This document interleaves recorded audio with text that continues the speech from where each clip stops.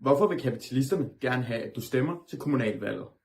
For at forstå det, er vi nødt til at forstå, hvilken funktion valgene tjener under det kapitalistiske system, og hvilken funktion de tjener for den herskende kapitalistiske klasse.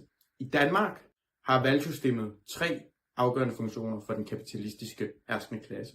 Den første grund er, at de skal finde ud af, hvem iblandt sig, der skal sidde på magten uden brug af vold. Valgene er en meget bekvem måde, hvorpå man bestemmer, hvem der skal have den største del af goderne inden for den kapitalistiske klasse. En anden årsag til, hvorfor det er, at kapitalisterne skal bruge valgene, det er, at det er en måde for dem strategisk at vælge, hvordan de bedst skal fremføre deres fælles borgerlige interesser. Kapitalisterne har store ideologiske uenigheder om, hvilken retning landet skal trækkes i. Og det kan ikke bare koges ned til forskellige personlige interesser. Valget er derfor en måde for kapitalisterne om at beslutte, hvilken retning der tjener dem bedst. En tredje årsag til, hvorfor kapitalisterne afholder valg, er fordi, at det hjælper med at vildlede forskellige klasser og strata inden for det kapitalistiske system til at støtte den ene eller den anden fraktion af kapitalister, og dermed opretholder det kapitalistiske system som en helhed.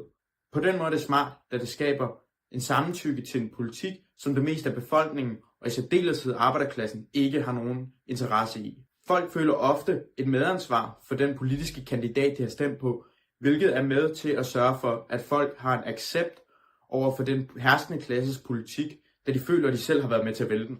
På samme tid giver det kapitalistiske valgsystem en god mulighed for det kapitalistiske system at absorbere antihegemonisk energi i samfundet. Når for eksempel arbejderklassen og andre klasser i samfundet er utilfredse med for eksempel en krig, Danmark kunne være involveret i, så kan det valgsystemet bruges til at omdanne antikrigsbevægelsen til støttebevægelse for et vist parti, som i virkeligheden er ledt af en fraktion af borgerskabet selv. På den måde forvandler det kapitalistiske valgsystem en protestbevægelse over til en støttebevægelse for det kapitalistiske system. Det er netop denne funktion, som valgene har, som er den allermest farligste funktion over for arbejderklassen. Og det er derfor enhver kommunists ansvar at afsløre det.